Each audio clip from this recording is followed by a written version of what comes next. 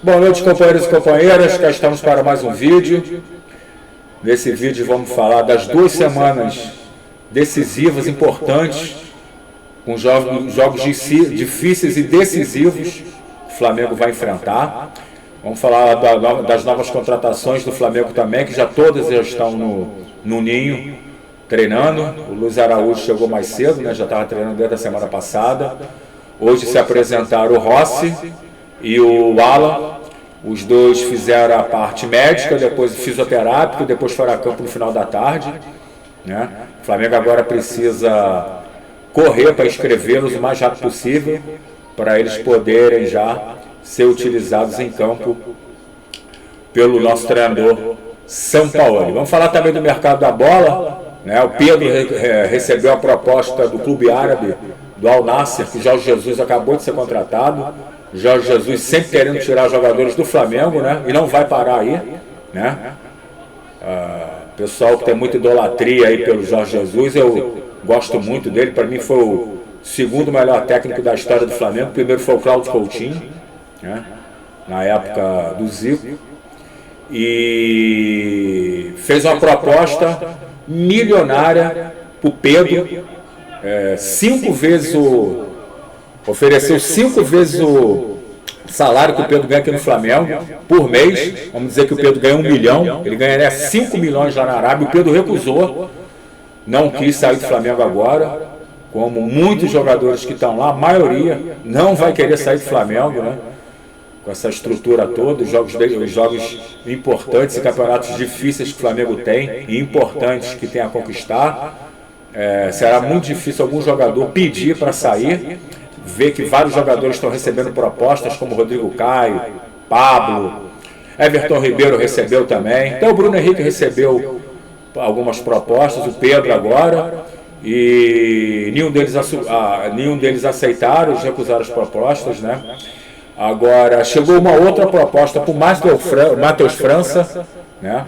Da Premier League, do Newcastle da Inglaterra, é o novo rico milionário da Europa. Parece que vai chegar à mesa dos dirigentes do Flamengo essa semana, então vamos aguardar, né? Eu sei que os dirigentes do Flamengo pretendem vender esse jogador, né? Principalmente porque vai ser uma oferta muito grande, irrecusável, né? E vamos falar também vou falar aqui para vocês também da situação do Claudinho, né?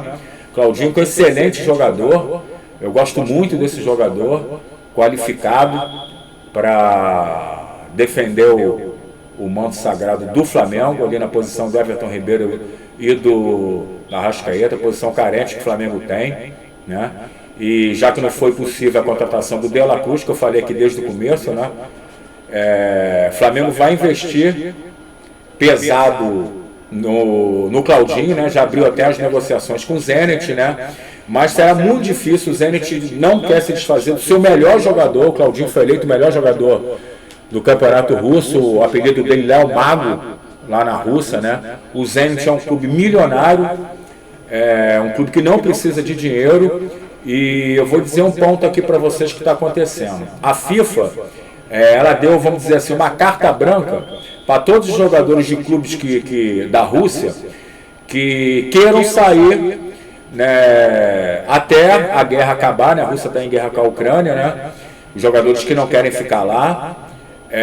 Deu uma carta branca para os jogadores, se eles quiserem se transferir por empréstimo para outro clube, que eles possam, se o clube recusar, eles possam pedir à FIFA, né, para serem transferidos, né? Eles não perderiam um vínculo com o clube. Vamos dizer assim, eu vou explicar para você a situação do Claudinho, que é a mais importante para a gente. O Claudinho, o Flamengo quer contratar o Claudinho. Como eu disse para vocês, o Zenit não precisa de dinheiro.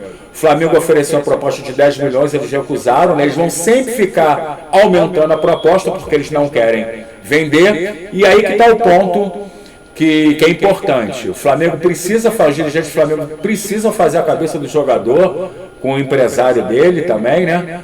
Porque o Claudinho também ele não quer sair brigado com a diretoria e com a torcida do Zenit, porque aí o Claudinho teria que pedir a notificação que eu expliquei para vocês para a FIFA, aí a FIFA ia dar a notificação para o Zenit, que seria seria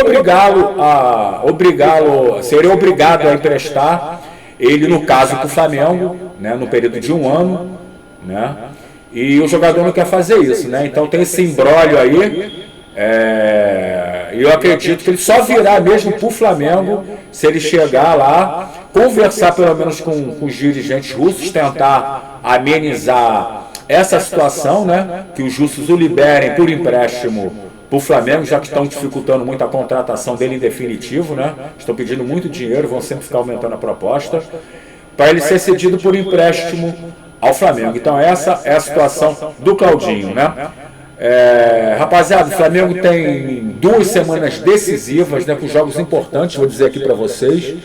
O Flamengo enfrenta nessa quarta-feira o Atlético Paranaense, né? Vai ser uma super quarta-feira, porque por volta de meio-dia, 1h vai ter o sorteio das oitavas de finais da Copa Libertadores da América. Lembrando que o Flamengo ficou em segundo lugar do seu grupo. O Flamengo pode pegar os primeiros lugares, as equipes ficaram em primeiros lugares dos seus grupos, né? Vou dizer aqui para vocês umas equipes, né, que a gente pode pegar de cara logo. Pode pegar o Palmeiras, pode pegar o Fluminense, pode pegar o Internacional, pode pegar o Boca Juniors, e pode pegar de novo o Independente Del Valle, e vai ser um sorteio importante, né? Pode pegar o Atlético Paranaense, né? O Flamengo está sempre pegando o Atlético Paranaense, né? Na Copa do Brasil é a 5ª vez consecutiva que a gente enfrenta o Atlético Paranaense, né? Então também não duvido nada de na quarta-feira, no dia do jogo Flamengo e Atlético Paranaense, sair o chaveamento da Copa Libertadores da América e o Flamengo enfrentar o Atlético Paranaense de novo, mais uma vez agora pela Copa Libertadores da América. Então vamos lá, rapaziada, o Flamengo está em sequência agora, muito importante, né? Tem a decisão com o Atlético Paranaense, onde o Flamengo disputa com o Atlético Paranaense a vaga para as semifinais da Copa do Brasil. O Flamengo joga agora quarta-feira com o Atlético Paranaense, depois pelo Campeonato Brasileiro, sábado, com o Palmeiras lá no Allianz Parque, né?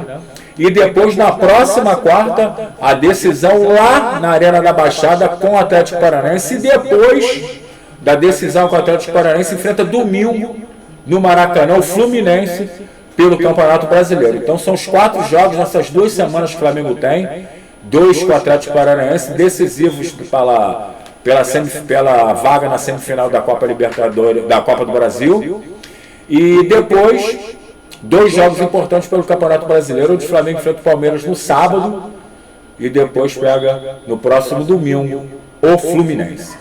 Então é isso aí, rapaziada. Hoje teve um treinamento lá. Como vocês sabem, eu falei para vocês, o São Paulo gosta muito de mudar a equipe, né? Deve ser uma equipe agora completamente diferente do que atuou com Fortaleza. Eu vou dizer para vocês as mudanças que devem ocorrer. O Cebolinha não jogou, deve jogar essa partida, né? O Gabigol não foi dada nenhuma notificação, nenhuma informação sobre a contusão dele. Ele ficou no departamento médico. A gente não sabe ainda se teve agravamento da lesão, qual é a lesão que é, qual o grau de lesão que foi, que ele teve no tornozelo, que gerou a discussão dele com o Marcos Braz, né? Inclusive o Marcos Braz deu uma declaração, deu uma entrevista, né, falando que não foi só isso a discussão dele, ele jogou merda no ventilador, falou que o Gabigol tinha até se recusado a fazer o antidoping. Gente, isso é gravíssimo. Jogador que se recusa a fazer o antidoping, ele automaticamente ele é considerado como dopado, ele fugiu do antidoping. Vai a julgamento, vai para o sistema Tribunal da Justiça Desportiva, no STJD, o jogador fica punido, já recebe a punição para não enfrentar as equipes, né? Então, assim, gravíssimo. O Gabigol está muito mimado, ele tem que parar com isso, entendeu? Agora, em relação ao gramado do Maracanã, gente, enquanto houver essa quantidade de jogos, o Maracanã é o estádio no mundo que recebe mais partidas de futebol, de 2 a 3 partidas por semana no Maracanã, no estádio. Não tem gramado que que fique com condições ideais para os jogadores, né? Então, é o que eu falei aqui, o Flamengo tem que resolver logo essa situação. Eu não entendo, só tem um motivo para entender o Flamengo ter essa aliança com o Fluminense, porque aí seria o Fluminense e o Vasco na justiça contra o Flamengo para poder jogar, seria até pior, né? O Flamengo ficaria sozinho nessa briga. Enfim, o Flamengo precisa logo ver essa situação do estádio, ou resolver logo essa situação que, a meu ver, é quase impossível, né, do Flamengo deixar o gramado do Maracanã ficar em condições, já que Flamengo e Fluminense jogam ali praticamente 2 ou até 3 vezes por semana, porque quando um joga no Maracanã, porque o outro está jogando fora do estádio, ou então pelas Copas, um joga na terça e um joga na quarta ou na quinta, que é praticamente impossível de ter o gramado bom. Então, essa rapaziada, volto amanhã com mais notícias da preparação do Flamengo, né, na véspera da partida. Peço a você que compartilhe o canal. Desculpa, gente, a gripe está demais. Compartilhe o canal, deixa o seu like aí, se gostou do vídeo. Acione o sininho de notificação. E eu volto amanhã com mais informações do treinamento em tempo integral amanhã. Tá? O Flamengo hoje só fez um treinamento na parte da manhã, foi fisioterápico para recuperar alguns jogadores, como o Léo Pereira, que saiu machucado, o Everton Ribeiro também, e o Gabigol. À tarde já foram para campo, fizeram um treinamento físico bem morno, né? Bem relaxante, porque teve sábado também, o Flamengo pode se desgastar para quarta-feira, mas amanhã já vai ter o treinamento em tempo integral, na manhã e na tarde. Então voltarei com mais notícias sobre o treinamento do Flamengo, do mercado da bola, né? E desejo a todos uma boa noite, tá bom? Saudações rubro-negras e até amanhã.